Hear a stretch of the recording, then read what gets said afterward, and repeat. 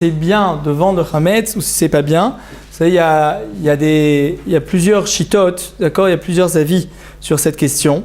Et chez les Ashkenazim, souvent on voit qu'eux, ils vendent pas le Hametz ou ils vendent pas les produits qui sont 100% Hametz. Je ne sais pas si vous connaissez ça, par exemple les biscuits, les pâtes et tout ça, ils essaient de pas les vendre. Alors pourquoi on le fait et pourquoi on le fait pas? D'accord? Alors dans le Shulchan Aruch, il n'y a pas marqué qu'il y a une mitzvah de vendre le Hametz, d'accord? C'est pas une mitzvah de vendre le Hametz, il n'y a aucune mitzvah, d'accord? C'est en quelque sorte, il y a marqué que celui qui se retrouve avec du Hametz, là-bas il y a marqué dans la Tosefta, si jamais quelqu'un est sur un bateau et il est avec un goy et qu'il a du Hametz sur lui, il a le droit de le vendre au goy et de lui racheter après Pessah.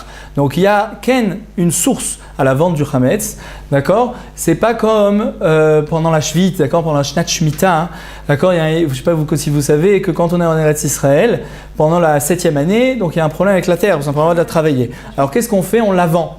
D'accord? Qu'est-ce qu'on fait? La Rabbeinu de Rachid, il la vend au Goïm.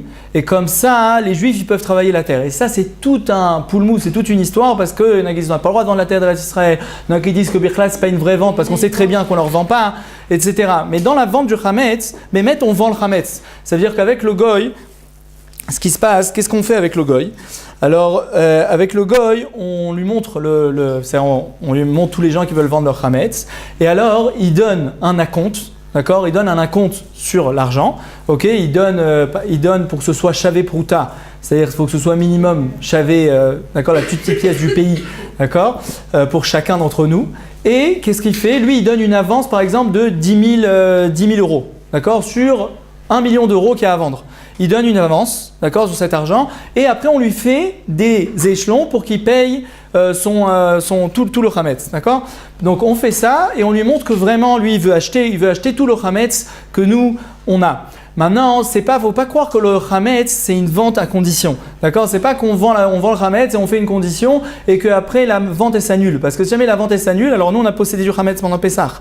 Donc en vrai c'est une vraie vente, nous on vend et après Pessah seulement on fait avec un tnaï avec le goy, c'est-à-dire après le goy on vient et on lui rachète tout le Hametz. C'est pas de tnaï mais on lui rachète tout le Hametz qu'il avait. Maintenant quand on fait cette vente du Hametz, ce qu'on fait avec lui, c'est que on fait des kinyanim, ça veut dire, je vais pas vous expliquer tout ça, mais ça veut dire on fait toutes les possibilités d'acquisition pour que la vente du Hametz, elle fonctionne de la meilleure façon, pour qu'on dise que c'est vraiment une vraie vente. Maintenant, il faut savoir qu'avant, la vente du Hametz, elle se faisait que par les gens, les pratim, ils faisaient pas, les gens particuliers, ils ne faisaient pas la vente du Hametz. C'était chacun essayait de terminer tout son Hametz, et seulement les supermarchés, les choses qui avaient des grandes... des grandes quantités de Hametz, voilà, c'est seulement eux qui vendaient leur Hametz. Maintenant, dans les 100 dernières années, ce qui s'est passé, c'est comme il y a eu l'industrie, et maintenant on a plein de choses qui sont conservées, c'est-à-dire comme par exemple, vous dites des gâteaux avec des conservateurs, des boîtes de conserve, toutes sortes de choses qu'on peut garder pendant longtemps. Alors c'est pour ça qu'aujourd'hui, on se retrouve avec des quantités comme de Hametz même à la maison, et c'est vrai qu'on utilise cette possibilité de vendre du Hametz.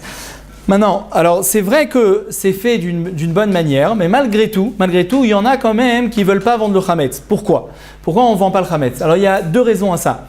La première raison, c'est que le Mishnah Berurah, il écrit que pour vendre, normalement quand on a vendu le Hametz au goy, il faut que le goy il sorte tout le Hametz de la maison. D'accord? Il ne peut pas le laisser dans la maison.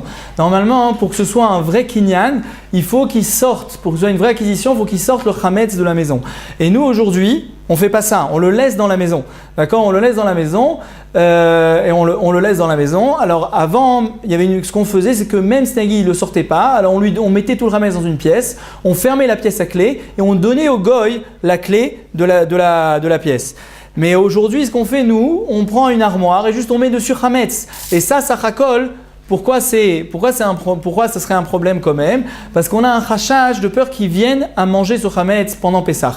Alors bon, on s'en sort en mettant une étiquette dessus, mais malgré tout, ça reste, il y a ce problème-là qu'on n'a pas fait vraiment ce qu'il faut faire au niveau de la vente, puisqu'on aurait dû le sortir complètement de la maison. Donc ça, c'est un premier rachage.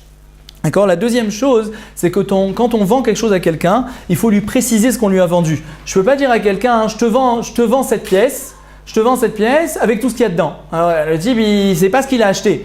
Peut-être dedans, il y a une poubelle et peut-être dedans, il y a des diamants. On ne peut pas savoir ce qu'il y a dedans. Quand on vend quelque chose, il faut préciser bidiouk, il faut préciser exactement tout ce qu'il y a dedans. Et comme ce n'est pas précisé, nous on dit juste, je vends le chametz qui se trouve dans la cuisine ou à tel endroit. Alors c'est pour ça que ce n'est pas une vraie vente. C'est pour ça qu'il y en a qui évitent de vendre le chametz. D'accord ? Avant, il précisait. Avant, il sortait de la maison. Juste ça. Ouais, avant il le sortait complètement de la maison, c'est une chose. Et si jamais il le mettait dans une pièce, d'accord, il le donnait au goy, il le mettait dans une pièce, alors il lui précisait. Maintenant, il y a des bâtés dinim aujourd'hui où ils précisent, où ils écrivent exactement, par exemple, je crois à l'Aïda Haridit, ils demandent qu'on précise exactement tout ce qu'on a comme chametz. 4 paquets de pâtes, 3 paquets de gâteaux, 2 paquets de comme ça, il faut tout préciser. D'accord ? Mais en général, ici, en tout cas, Rabbanou Tarashit, ils ne demandent pas. Ils disent, vous dites juste où est-ce qu'il est et ça suffit. Quoi ? Alors d'accord, alors maintenant j'explique. Meikaradin, ça veut dire la mechira elle marche, d'accord ? La mechira elle fonctionne. Maintenant, il y en a, comme j'ai dit, qui sont marmirim de ne pas vendre quoi ? De ne pas vendre tout ce qui est chametz gamour, c'est-à-dire ce qui est du chametz vraiment comme du pain, des pâtes, des trucs, tout ça, on ne vend pas, d'accord ? Ou encore des choses dans lesquelles il y a tarovet chametz, c'est-à-dire par exemple du marakov, toutes sortes de poudres dans lesquelles il y a un mélange de chametz dedans. Toutes ces choses-là, il y a un mélange de chametz, alors on évite de les vendre, on essaie de les terminer avant Pessah. En Israël, je ne sais pas en France c'est arrivé de faire ça, en Israël ce qu'ils font, c'est qu'il y a toutes sortes de irgunei chesed, d'accord, des organismes de chesed, qui ramassent tous les trucs que les gens ils veulent brûler à Pessah, qu'ils ne veulent pas garder. En général, il ne reste pas grand-chose, il doit rester pour 50 shekels, des gâteaux, des pâtes, des trucs, ils leur donnent, et après eux ils le vendent et ils le redonnent après Pessah. Mais eux, ils l'ont vendu parce qu'ils ont des grandes quantités, d'accord ? Alors que nous, quand on le vend et donc on rentre dans les problèmes qu'on a parlé. Donc si c'est possible, je ne dis pas que c'est obligatoire, je dis c'est mieux d'essayer de ne pas vendre le chametz gamour. C'est-à-dire c'est mieux d'éviter de ne pas vendre le pain, les pâtes, les gâteaux, toutes ces choses-là, il faut éviter de les vendre. Mais si b'chol zot, on veut l'ismor sur la mechira, zemoutar, le minag haolam, c'est de vendre le chametz et c'est besséder. Je ne dis pas que c'est assour, c'est besséder, il n'y a pas de problème. Mais celui qui veut l'achmir, c'est yoter tov. Dans Orlet Tzion, le Rav Ben Abba Shaul écrit comme ça. Et il dit que si c'est mieux de l'inog, les chatrila, de ne pas vendre le chametz gamour. D'accord ? Maintenant, toutes les autres choses les produits dans lesquels on ne sait pas ce qu'il y a dedans, comme des boîtes de conserve avec du maïs dedans, du thon, des sauces tomates, des trucs dans lesquels, a priori, il n'y a pas de chametz. Juste, ça n'a pas été fait spécialement cacher les pessards, ça, il n'y a pas de problème. On les met à vendre et ces trucs. Les épices aussi, c'est bon, il n'y a pas de problème. Toutes ces choses-là, pas de problème, on peut les vendre, d'accord ? Et l'ismor sur la mechira. Maintenant, il y a un autre problème, c'est... Allez-y, 2 questions. En fait, c'est que quand on vend, Ouais. Quand on vend, on sait très bien, même le goy, c'est très bien quand en vrai, après on va l'acheter. C'est pas vraiment considéré comme une vente, c'est un arrangement. Alors, oui, non, alors justement, alors c'est pour ça qu'on dit, ce qu'on dit, c'est que bon, alors si jamais c'était nous qu'on avait inventé ça de notre tête, alors ça aurait été un problème. Mais mettre comme on a une tosefta, c'est-à-dire que c'est comme une Mishnah qui nous dit, c'est chachamim quoi, c'est-à-dire c'est vraiment quelque chose de fort, qui vient et qui nous dit qu'on a le droit de faire ça avec le goy. Donc c'est pour ça qu'on se base là-dessus. Maintenant, même ceux, comme je dis, qui sont marmirim, on va voir que quand c'est deoraita, ça c'est assour minatora, quand par exemple c'est du chametz gamour, d'accord ? Le chametz gamour, quelque chose, il y a une tarovet de chametz. Alors comme c'est quelque chose que si jamais on l'avait possédé pendant Pessah, c'est un issour minatora, alors c'est pour ça que c'est mieux d'éviter. Si on peut ne pas l'ismor sur la mechira, c'est mieux, et de ne pas vendre ces choses-là. C'est deoraita. Mais bedavar chez Udera banane, comme j'ai dit, des choses dans lesquelles il n'y a pas de tarovet chametz, où il y a une infime quantité de chametz, comme c'est que assour midera banane, alors dans ce cas-là, on peut l'ismor sur la mechira, on peut les vendre. Donc ça, je veux dire que, pour répondre un peu à votre question, ça veut dire que même si on dit que c'est un peu une arama, c'est-à-dire c'est un peu une ruse qu'on fait, cette ruse, on essaie de ne pas l'utiliser dans ce qui est deoraita, on l'utilise que dans ce qui est dera banane. D'accord ? Mais ikaradine, gamme dans le truc qui est deoraita, on le fait. Ok. Est-ce que nos parents, notre père, peut acquitter le chametz qu'on a ici ? Acquitter comment ? C'est quoi acquitter ? Vendre, plutôt vendre. Ah, vendre notre chametz ? Oui, mais ça veut dire c'est mieux de vendre ici. C'est votre chametz qui est en votre possession. Oui, c'est mieux. Vous demandez au Rav Louria qui vous lande. On le vend ici, on le vend. On le vend, vous remplissez un tofes de la Rabbanout où on écrit juste le nom, l'adresse et le truc, et voilà, comme ça vous l'avez vendu. Ça veut dire, ça marche, dans l'absolu ça marche. Mais si on a le temps, j'ai expliqué qu'il faut que la vente, c'est pas une vente fictive, ce soit une vraie vente. Donc il y a une possibilité de venir. Maintenant, le gars, il peut prendre l'avion et venir chez vous, prendre votre paquet de gâteaux à la maison, c'est possible dans l'absolu. Mais dans le tachles, c'est mieux d'essayer de le faire le plus que soit plausible. Voilà, le plus près possible. Donc c'est pour ça, par rapport à ce que je viens de dire maintenant, ce que je viens de dire pour le Nyan de Derabanan et de Horaïta. C'est pas une vraie vente alors. Voilà, non, c'est une vraie vente, c'est ce que je veux dire. C'est que d'un point de vue, si vous voulez, d'un point de vue que ce soit de la lacha, que ce soit d'un point de vue mishpati, c'est une vraie vente. C'est-à-dire ce que je fais, c'est que d'après la Torah, j'ai vraiment vendu. Pourquoi ? Parce que le goy, il a versé un acompte, c'est-à-dire qu'il a fait une acquisition avec de l'argent. Ensuite, il a fait plusieurs kinyanim qu'on fait, je ne vais pas expliquer tous les kinyanim, mais il fait plusieurs sortes d'acquisition qu'on fait qui marche d'après la halakha. Donc d'un point de vue de la halakha, ça marche, c'est aux fesses. C'est-à-dire ça s'appelle une vente. Nous on sait qu'après je vais le racheter, mais sauf, j'ai vendu. D'accord ? Ça s'appelle que j'ai vendu. Ok, donc maintenant, qu'est-ce qui se passe quand on arrive après Pessah maintenant ? On arrive après Pessah, est-ce qu'on a le droit d'acheter le chametz après Pessah ? D'accord ? Est-ce qu'on a le droit d'acheter le chametz qui a été vendu après Pessah ? Alors il y en a, vous allez voir, par exemple, il y en a qui attendent qu'il y ait une nouvelle production. C'est-à-dire que le chametz qui a été vendu, alors ils ne veulent pas l'acheter. Ok, c'est le chazonish et le gras, c'est beaucoup les ashkenazim qui font ça. D'accord, ils n'achètent pas la farine tant qu'elle n'a pas été refaite, ils n'achètent pas les pâtes tant que ça n'a pas été une nouvelle production. Ils n'achètent pas, à chaque fois ils regardent et il y a un code, on regarde le barcode et par rapport à ça ils savent si c'est de la nouvelle production ou l'ancienne production. D'accord, c'est un système. Alors Béhémet, ça nous les Sfaradim, on n'est pas marmirim comme ça. Pourquoi ? Parce que comme j'ai dit, parce que le chametz chez Avar à la Pessah, le chametz qui a passé Pessah, d'accord, le fait qu'on n'ait pas le droit de le manger après Pessah, c'est qu'un issour midera banane. D'accord, c'est qu'une interdiction d'ordre rabbinique. Pendant Pessah, de posséder du chametz, ça se met à Torah. D'accord, mais quand ça passe Pessah, finalement quelqu'un il a possédé du chametz et qu'on n'a quand même pas le droit de consommer ce chametz, c'est un issour de chachamim. Un issour de chachamim, on peut se baser sur la vente. D'accord, qu'on a fait, s'il y a eu une vente, pour un histoire de Khamim, la vente ça marche. Les khatri là. On peut se baser sur cette vente. Donc c'est pour ça qu'on a le droit on aura le droit d'acheter du Chametz. S'il a été vendu le Chametz, il n'y a pas besoin de l'achmir de dire ah non, moi je vais attendre qu'il y ait une nouvelle production, etc. On peut acheter le Chametz tout de suite, mais il faudra vérifier quand vous allez revenir en Eretz Israël, après les fêtes, il faudra vérifier partout où vous allez, est-ce qu'il y a une Théouda qui a vendu son Chametz. Dans les makolot, dans les trucs, surtout ceux qui voyagent. Pour Shabbat, vous voyagez à Natania, à Tel Aviv, dans tous les endroits comme ça. Alors là-bas, ils font pas attention et des fois, ils vendent pas leur chametz. Alors on n'a pas le droit d'acheter là-bas, même des gâteaux, des bislis, des trucs, on n'a pas le droit de les acheter. Et une fois, on raconte ici, il y avait des barkourim c'était après Pessah. Ils sont partis acheter un peu de bisli, un peu de trucs, ils étaient ensemble. Ils sont arrivés à la caisse, puis d'un coup, ils se sont rendus compte, on dit mais t'as vendu ton chametz ? Ils m'ont dit oh. Il a dit non, j'ai pas vendu et tout, machin, t'as pas de Théouda ? Non, j'ai pas. Ils sont partis, ils ont tout reposé. L'année d'après, ils sont revenus et tout d'un coup, ils voient la Théouda qu'il a vendu son Chametz. Ils ont demandé qu'est-ce qui s'est passé ? Pourquoi t'as vendu ton Chametz cette année ? Il a dit quand je vous ai vu l'année dernière, que vous aviez envie de prendre des trucs et des bonbons et vous êtes empêché, j'ai vu que c'est quelque chose d'important, j'ai décidé de vendre mon Chametz. Alors on voit que chaque maasé qu'on fait, des fois, ça a une influence sur les gens. Très bien. On continue. Ensuite, quand on remplit la... Ouais, allez, on va y arriver. Quand on remplit le tofes du chametz, quand on remplit la vente du chametz, d'accord ? Quand on la remplit, c'est important d'écrire le nom et c'est aussi important d'écrire l'adresse, d'accord ? Qu'est-ce qui est important dans ça ?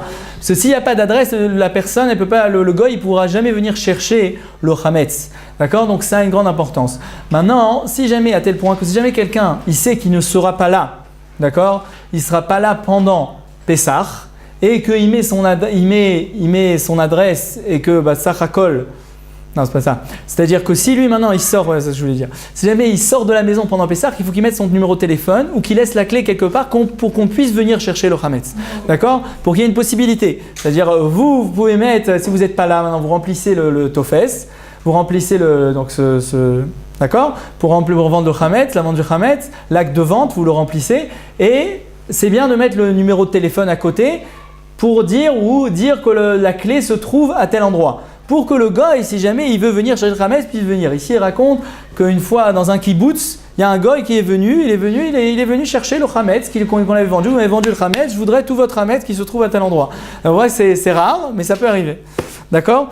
Donc, c'est pour ça que si on sait qu'on ne va pas être là pendant toute cette période, il faut qu'il y ait une possibilité. Alors, le Mishnah Brura, il dit que si jamais quelqu'un il met un cadenas sur le chametz et il garde la clé chez lui, ça ne s'appelle pas une vente. Parce qu'il n'y a pas de smichut da'at, c'est-à-dire qu'il ne veut pas vraiment vendre son chametz. Si jamais tu l'empêches, le goy, de venir rentrer, prendre les choses, alors ça veut dire qu'il n'a pas de possibilité. C'est de la même façon, celui qui sort il vend son chametz, il part en voyage pour pour Pessah, et il vend le chametz. Si la personne vend tout le chametz qu'on a à la maison, mais il n'y a pas de possibilité de rentrer, la clé elle se trouve nulle part, alors sa vente, c'est une fausse vente. Ça manque de smichut da'at, ça ne montre pas qu'il veut vraiment vendre son chametz. Donc il faut qu'il y ait une possibilité de rentrer dans la maison pendant Pessah. Si maintenant après Pessah, donc on doit racheter et le type il ne veut pas qu'on rachète. Alors il n'y a pas de problème, on fait un compte avec lui. Lui il vient, il récupère tout le chametz et il nous le paye. Et nous on ira racheter du chametz à Osherad. Non, c'est ça ce qu'on dit. Ça veut dire qu'on veut vraiment vendre. Nous on s'en fiche du chametz. C'est pas comme la terre d'Israël que genre de toute façon même s'ils nous donnaient de l'argent on serait jamais prêt à la vendre. Donc c'est un peu, c'est-à-dire on dirait que c'est une fausse vente. Mais là moi il n'y a pas de problème. J'ai ici 300 shekels de chametz dans mon congélateur, dans mon truc. Il n'y a pas de problème. Qu'ils viennent les chercher, ils payent et j'irai les racheter du chametz. Mais on ne peut pas les envoyer tout, par exemple, on gêne mettre du scotch ou mettre quelque chose. Il n'y a rien mieux, ouais. Faudra fermer tous les endroits dans lesquels il y a du chametz. Alors il peut passer de ça. Oui, le scotch. Non mais lui il a le droit de les enlever parce que lui quand il vient à la maison, je dis Chavod, serre-toi. Le scotch ça se défait. Ça défait, ouais. C'est pas comme le cadenas. Le cadenas il peut pas ouvrir. On peut lui dire où est la clé. On peut lui dire où est la clé. Oui, il n'a rien mis. Si la clé, les gens, mais si je ferme et je veux pas, c'est-à-dire je gâche la clé et je donne pas la possibilité de venir chercher, alors il dit que c'est un problème. Si on met le cadenas, parce qu'il y a des petits enfants, et les petits enfants ils n'ont pas trop la notion de D'accord. Si on met le cadenas et après vous avez dit que le cadenas c'est vrai que c'est pas comme une vente. Le gars il peut venir avec. Mais non, mais c'est juste la clé. Non, mais c'est pas. Ça veut dire faut pas que lui il vienne faire du vandalisme. D'accord ? Il faut que lui, il puisse venir chercher son chametz quand il veut. C'est-à-dire, si vous dites, d'accord, si je ferme ma clé, mais je garde la clé à côté de moi, je sais, moi, je lui donne une possibilité que quand il vient, à l'époque du Mishnah Berurah, c'était de façon que le goy, des fois, il habitait avec eux. Vous saviez, ils avaient comme au Maroc, ils ont des bonnes. Il y a des endroits, non c'est vrai, où le Mécharet il habitait avec eux dans la maison. Aujourd'hui on n'a plus ces moussagim là, mais avant ils avaient la servante qui était avec eux à la maison. C'était pas chez les riches quoi, c'était tout le monde avait une servante, c'était normal quoi. Il n'y avait pas les machines à laver, il n'y avait pas tout ça, donc il fallait quelqu'un qui lave, donc la servante elle était là. Donc voilà, donc il fallait, donc ce cas là il fallait lui donner la clé à elle. Ok. Ken. Ensuite. Est-ce qu'on a besoin de signer l'acte de vente et est-ce qu'on a besoin de faire un kinyan? D'accord? Est-ce que c'est obligatoire? Le kinyan, c'est que quand on va, aujourd'hui en tout cas en Eretz Israël c'est comme ça, en France je sais que c'est moins comme ça, mais en général on va avec le Rav, celui qui nous fait remplir, et on lève un stylo, on lève un genre de foulard, d'accord? Et on fait un kinyan soudar, d'accord? C'est une sorte d'acquisition qu'il y a dans la Torah.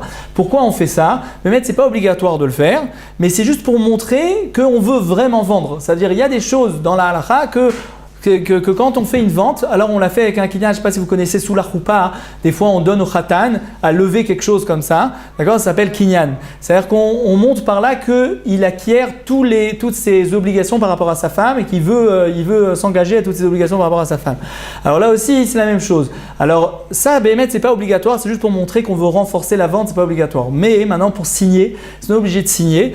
Alors la signature non plus c'est comme le kinyan, c'est juste pour renforcer et montrer qu'on veut vendre. Béhémet, c'est pas obligatoire de signer. De telle façon que si j'ai envie de vendre au téléphone et j'appelle le consistoire, je dis oui, vous pouvez m'inscrire à la vente du chametz, voilà, c'est ça mon numéro de téléphone, c'est comme ça que j'habite à tel endroit et je m'appelle tel nom. Et si le gars il veut venir, il peut venir. Là, on peut le faire aussi au téléphone, on peut le faire aussi par internet.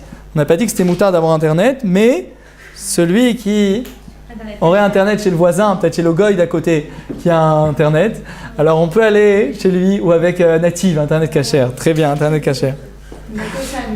Ouais, j'imagine. Je vous avais pas l'eau khachad, nous. Top. Très bien, allez, on a encore un petit peu de temps. Ah, bravo. Ça, c'est qui est-ce qui a dit ça? Quelle génération, Baruch Hashem. Que des tzadikim, que des tzadikim. Top. Oui. Est-ce qu'on a le droit maintenant? Le Sdei Chemed, il parle de est-ce qu'on a le droit de vendre le chametz. Vous savez, des fois on a des krovei mishpacha, on a de la famille qui ne sont pas très religieux. Pas, je ne sais pas chez vous, mais il y a des gens. Ils ont de la famille pas religieuse, ou des oncles, ou des tantes, ou des cousins, ou des trucs, des gens éloignés. Kitsour. D'accord. Tout le monde a. Tsarenu. Top.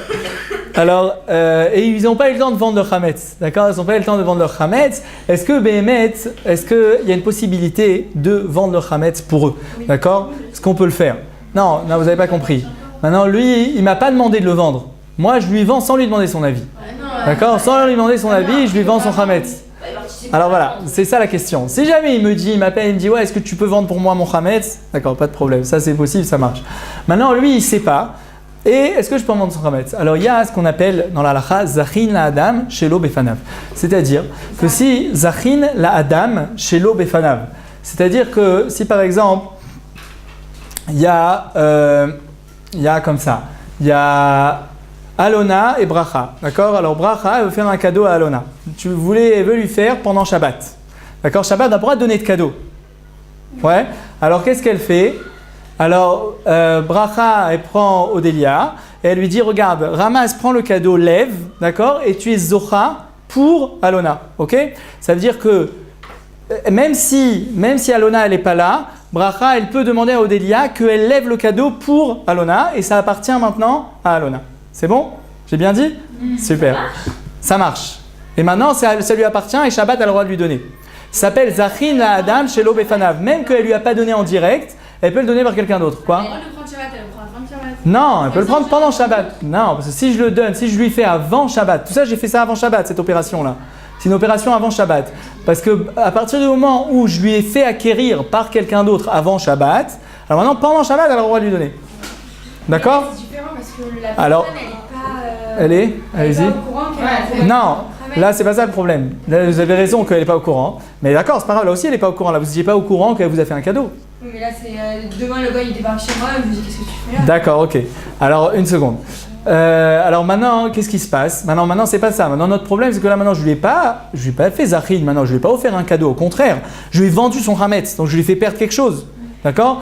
Mais il y a aussi un klal, dans le même klal, on dit Zachin me Adam shelo befanav. C'est-à-dire que je peux l'iskot bishvilo quand je lui enlève quelque chose. Et ici c'est quoi? Quand je lui ai enlevé son chametz, je lui ai donné le mérite de ne pas transgresser Pessah. Et aussi je lui ai donné le mérite qu'après Pessah, son chametz il sera moutar. Parce que si le chametz il reste en sa possession pendant tout Pessah, après Pessah, son chametz il doit le brûler.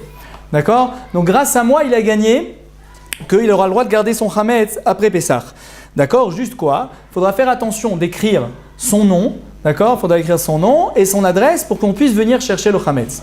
Ok. Ensuite, Ça marche? du coup ça marche. Attendez, maintenant, sauf si, une seconde, sauf si lui maintenant, il dit je suis pas d'accord de vendre. Vous savez, c'est quelqu'un qui est complètement anti-religieux et tout ça. Je dis ah non, mais c'est quoi ces bêtises? Moi, jamais je vendrais et tout ça. Mais si jamais c'est quelqu'un qu'on sait qu'il est traditionnaliste, mais juste il sait pas qu'il faut faire la vente. Il connaît pas ces trucs-là, tout ça. Mais si jamais je lui explique, je lui dis, tu sais, c'est très important que tu prennes ton chametz. Les gens, ils savent, le chametz, on le met de côté. On met dans une armoire, on touche pas. Mais après, de le vendre et tout ça, ils connaissent pas tout ça. Alors si maintenant, moi, je viens et je lui vends sans qu'il sache, d'accord? Mais si maintenant je lui avais expliqué, il aurait dit, ah mais bien sûr, je le vends, il n'y a pas de problème, c'est juste un papier à remplir, mais je le fais. Après, je le toucherai pas. Non, il faut pas qu'il le vende. C'est seulement si on sait qu'il ne va pas toucher, qu'il ne le mange pas. On sait que c'est quelqu'un, vous savez, il y a plein de gens qui gardent Pessah, ils ne mangent pas de chametz à Pessah, ils mangent de la matzah, mais voilà quoi, ils ne font pas les folies quoi, ils ne se prennent pas la tête. Alors ceux-là, ils mettront de côté le chametz. Alors là, il faudra leur vendre, d'accord? On a le droit de vendre leur chametz. On ne sait pas comment il va réagir. Maintenant, si le gars il débarque, alors il n'a rien mis. Comme je dis, le gars il va venir, il va dire mais non, moi je t'ai pas vendu ton chametz. Alors lui, le gars il va retourner chez qui? Chez les rabbanim qui lui ont vendu le chametz. Il va dire telle personne, il m'a dit que non, que c'est pas vrai, etc. Qu'il voulait pas que je prenne le chametz chez lui. Alors il va revenir chez le rab, il va revenir chez la personne qui lui a fait. Lui, il ira lui expliquer à son karov mishpacha. Et ce karov mishpacha, il sera d'accord et donc le gars il pourra venir. Donc il y a qu'une une possibilité que le gars il vienne chercher son chametz. D'accord? Pas du tout, il va pas être d'accord. Qui a dit que non? Mais si quelqu'un qui fait quelque chose sur le dos d'une autre personne, c'est n'importe quoi. Pourquoi non? Lui, il a gagné dans l'histoire. Il a gagné que son chametz a pu être interdit. D'accord, mais je vais lui expliquer. On parle que si jamais je lui explique, il serait d'accord. À la tzad, que si je lui explique, je lui fais comprendre, il sera d'accord, alors ça marche. Juste, j'avais dit que le Sdei Chemed. Sdei Chemed, Rabbi Chizkiyahu Medini. T'es un grand gadol. Allez-y, pour ceux qui? Non, voilà, si jamais il veut pas vendre, jamais vraiment, même si on lui explique, il dit ah non, moi j'écoute pas ces bêtises là, c'est du n'importe quoi, moi je veux pas. Alors dans ce cas-là, on pourra pas vendre pour lui. Je peux pas vendre à sa place. Si jamais il dit Befirou, je veux pas vendre, ça marche pas. D'accord, mais d'un autre côté, on peut pas vendre parce que si c'est comme ça, les gens ils ont dit ah ben si c'est comme ça, le rave de la ville, il a qu'à vendre le chametz de toute la ville. D'accord, ça marche pas. Je pense qu'il faut vendre alors qu'ils vendent. Ouais, mais genre il voudrait. Oui, d'accord, voilà, c'est ça. Mais d'un autre côté, si je vends de tout le monde, alors ils vont pas. Le problème, c'est que c'est une vente qui n'est pas possible de la réaliser. Parce qu'il ne peut pas aller, il ne sait pas où est-ce qu'il y a des juifs, où est-ce qu'il y a des goïms, où est-ce qu'il y a des trucs. On a besoin de préciser où est-ce qu'on vend le chametz. Quel endroit? On doit préciser où est-ce qu'on vend le chametz. Comment on fait si on doit vendre pour quelqu'un? On ne va pas lui demander. C'est-à-dire si on lui demande où tu as mis ton chametz, non. À la limite demande-lui. Non, parce que ça suffit d'écrire l'adresse. Si j'écris l'adresse, ça suffit. Ah, ok. D'accord? C'est comme ça qu'en tout cas en Israël c'est comme ça. Je sais qu'en France ils écrivent, ils disent quel placard et tout ça. Non. En France c'est juste, en Israël ils écrivent le nom. Il faut écrire le nom et l'adresse. Et après, on dit je vends tout le chametz qui se trouve en ma possession et tout le chametz que j'ai dans ma maison. D'accord? C'est comme ça que ça marche. Ok. Il faut préciser alors. Non, ça veut dire, c'est pour que ce soit plus précis dans la vente, pour que le goy, quand il vient chercher, il puisse venir chercher le chametz où est-ce qu'il est. D'accord? Mais bon, ça veut dire si moi je lui dis je vends tout le chametz dans ma possession, quand il vient, alors il viendra chercher, je vais lui dire il est là le chametz exactement. Ok. Maintenant, celui qui oui, d'accord, ça c'est un petit Nekuda. Ok, il y en a, regardez, il y en a qui achètent du chametz avant Pessah pour le vendre. Il y a ce qu'on appelle chez les juifs d'origine marocaine la mimouna. Je ne sais pas si vous connaissez ça. Alors, la mimouna, c'est donc on fait des gâteaux. Chez les Tunisiens, c'est plus simple. On va manger sur un sandwich tunisien à Belleville et c'est simple. Voilà. Ça c'est bien, on l'achète là-bas, c'est tranquille. Mais il y en a qui font des moufletas à la maison et donc il faut qu'ils achètent de la farine, de machin. Quoi? Quand ça sort, on va acheter. Bah oui, c'est ça. Ah non, alors il y en a, alors justement. Alors je dis justement, bah là c'est mieux, surtout en France, c'est facile, on va chez le goy et c'est tout cachère 100%. Donc c'est des trucs. Chez le juif qui a vendu son chametz. Alors voilà, c'est ce que j'ai. Non, mais les maasé on peut les smore. S'il a fait sa mechira, c'est bon. Ah ouais? Pourquoi? Parce qu'on sait pas si c'est une bonne vente. Ah, alors dans ce cas-là, même 3 jours après alors. Dans ce cas-là, il faut attendre la nouvelle production. Les pizzas et tout, Alors c'est ça ce que j'ai dit. C'est ça. Mais lui, il était dans le but de savoir si c'était pour après passer. Non, alors justement, alors moi, ce que je voulais dire là ici, c'est qu'il ne faut pas acheter du chametz pour le vendre. Parce que déjà, toute la mechirat chametz, toute la vente du chametz, c'est quoi le but? C'est genre, il m'est resté du chametz, j'ai été coincé, alors bon, pour pas avoir une perte, alors je le vends. D'accord? Mais là maintenant, si jamais je vais acheter du chametz, je me dis attends comme ça, et je fais des gâteaux comme ça, j'ai des gâteaux pour la mimouna, etc. Et j'ai des trucs. Un zélo, ça veut dire c'est mégouné, c'est pas, voilà, c'est-à-dire j'exploite la halakha, alors non, en général, ce que j'ai dit, on peut l'ismor sur la mechira. J'ai dit que comme le chametz j'ai dit de vendre nous-mêmes le chametz, non.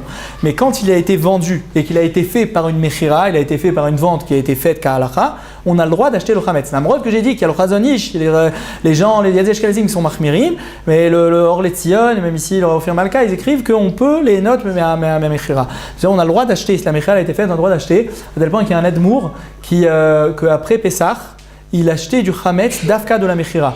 Et il disait pourquoi? Il dit parce que chez les Chassim, vous savez, ils ne mangent pas de la shrouya, ils ne mangent pas de la matzah trempée pendant toute la semaine. D'accord? Ils la mangent sans la tremper. Il n'y a pas de msoki chez eux. Ils ne trempent pas la matzah. D'accord? Ça n'existe pas. Et juste le 8e jour, ils trempent.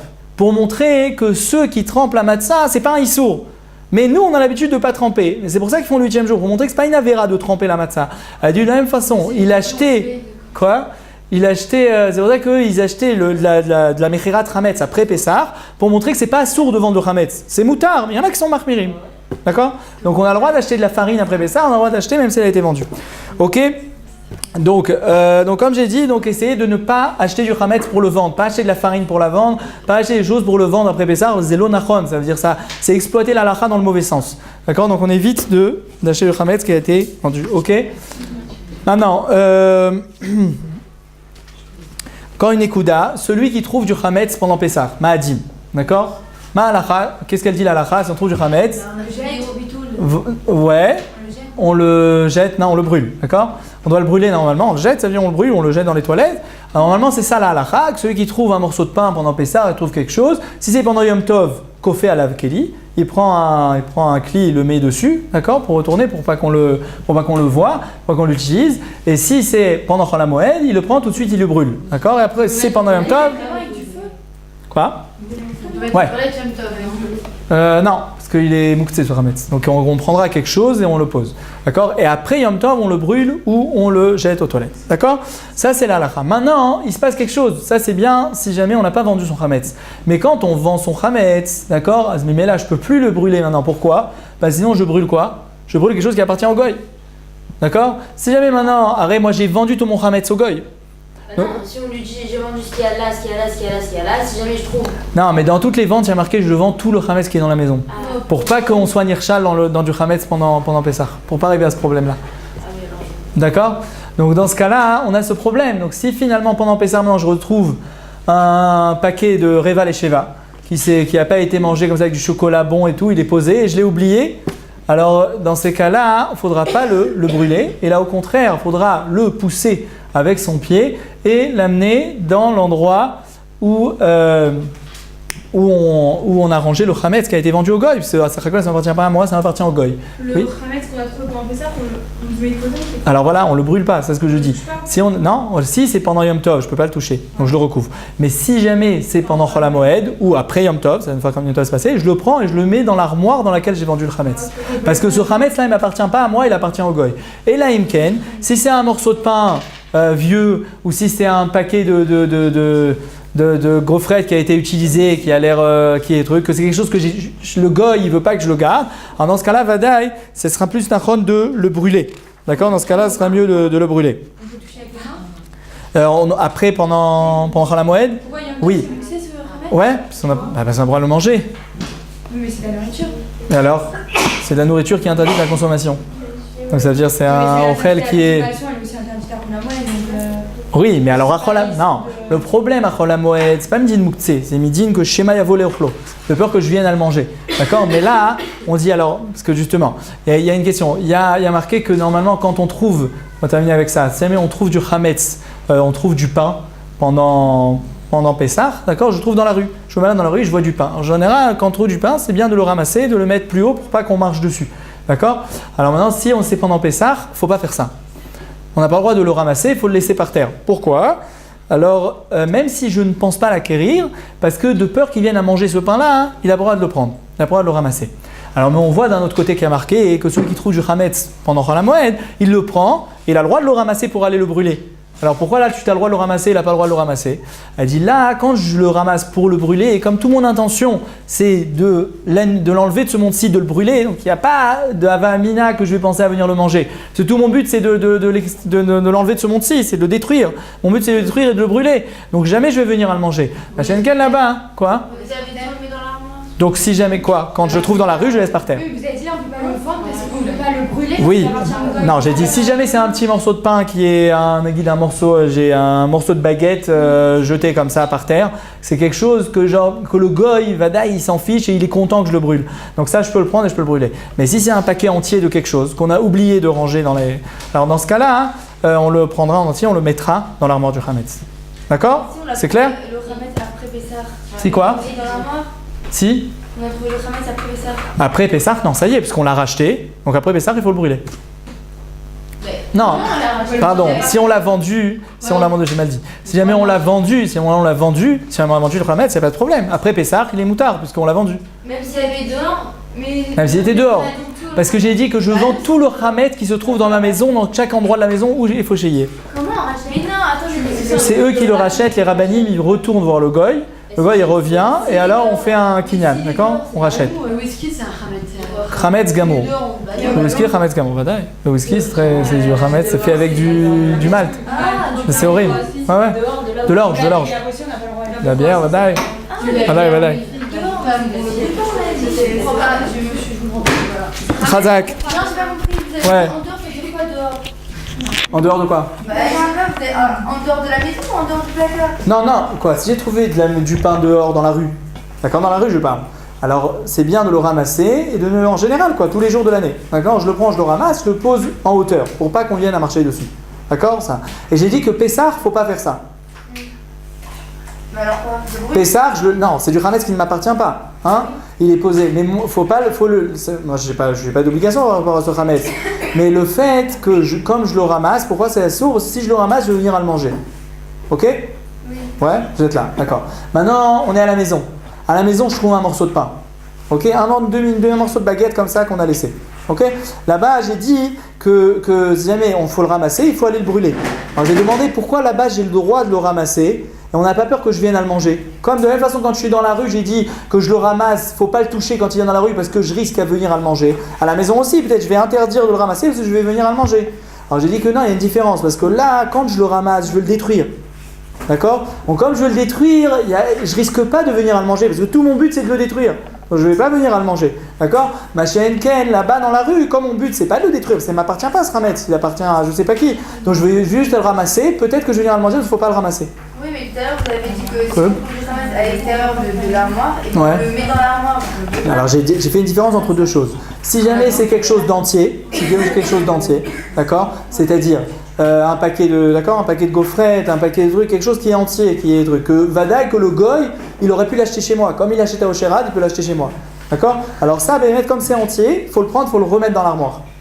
Mais si c'est un morceau de pain pourri qui est jeté par terre, ça il faut le prendre et on a le droit de le brûler. Si jamais je le remets dans l'armoire, c'est bien aussi, il n'y a pas de problème. Mais je dis qu'on a le droit de faire la mise à l'union de brûler le Hametz. On peut le laisser? On a le droit de quoi? Non, on a le droit de le laisser. De toute façon, il faut ou le mettre dans l'armoire de la vente ou le brûler. Ça c'est sûr. De tremper la serviette et tout. Ouais, on a le droit de tremper la médecin, sans problème. C'est quoi le problème? Non, c'est pour les Ashkenazim. Non, je dis que chez les Ashkenazim, chez les Chassidim en général, souvent c'est une khoumra chassidite. C'est les Chabad, c'est si vous voulez Gour, etc. Tous les Chassidim en général, ils font cette khoumra. Chez les Sfaradim, il n'y a pas du tout cette khoumra, pas du tout. Sans problème, ouais, vraiment. Ça sans problème. Il y a Kitniot et Shrouya, d'accord. Kitniot, ça on est comme les Ashkenazim, un petit peu comme mais la Shrouya, il n'y a aucun problème. Juste Shrouya, c'est ça. Shrouya, c'est de tremper. Matzah Shrouya. Alors, qu'est-ce qu'ils disent? Eux disent qu'il y a de la farine sur la matzah qui n'est pas cuite. Et cette farine, ils ont peur qu'avec l'eau, ça devienne Hametz. D'accord? Non, parce que la farine, à partir du moment où elle passe au four, ça y est, on dit que tout est cuit. Ils disent des fois dans une bulle, il peut rester un peu de farine, de peur que. C'était. Ah, j'achète. Et vous avez dit je dois le brûler pendant ça si je le trouve ou après ça? Non, pendant ça. Ok, et vous avez dit le procédé d'avant, j'ai pas pu annuler tout le travail, c'est ça? Ouais. Non, pourquoi j'ai pas pu? Même si c'est-à-dire moi j'annule, on fait le bitoul, j'annule le Hametz. Mais malgré tout, je le vends au cas où, ça veut dire au cas où il m'est resté du Hametz en possession, d'accord? Et tout ce qui est dans les endroits que je veux pas annuler, que je veux vendre. Pourquoi tu ne devrais pas annuler? Non, ça veut dire qu'il y a des choses que si par exemple celui qui vend son Hametz, celui qui vend tout le Hametz qu'il a, d'accord, et il ne veut pas l'annuler, puisque lui il veut le garder, ses paquets de pâtes et ses paquets de gâteaux, etc. qu'il met en vente, en fait ceux-là il les annule pas, il fait pas de bitoul dessus. Voilà. Lui il veut les vendre, Bémet. Mais il le vend, il sait très bien qu'il va pas vendre. D'accord, ça il le vend, donc ça lui appartient plus. Ça il dit, ça appartient au God. D'accord. Et maintenant ce qu'il annule, c'est ce qui lui est resté dans la maison. C'est un peu comme la halakha. La vente, c'est un peu jouer avec la halakha. C'est la vente qui est jouée avec la halakha. La vente, oui. La vente, oui. Un paquet qui est ouvert avec ça, on doit le vendre. Je sais pas, un paquet, non. Non, ça veut dire, si jamais il est ouvert et qu'on a mis les mains avec ça non, mais si jamais c'est du... Ça, d'accord. S'il est resté, c'est pas parce qu'il est ouvert. S'il est ouvert et qu'on a fait attention qu'il n'y ait pas de travers qui est rentré dedans, il va trouver. Vous pouvez nous faire passer des papiers, si jamais vous avez... Pour les ventes, Ah ouais, pour la vente. Ouais, je sais que le Ramoura, normalement, chaque année, ils vendent le Hametz de toutes les filles, je crois. Ils vendent tout le Hametz. Ah ouais? Quoi? Elle nous a dit, on va pas le travail, vous savez pourquoi, vous dévoilez vos Hametz. Non, voilà, c'est ça, par rapport à ce que je vous ai dit pour le numéro de téléphone, par rapport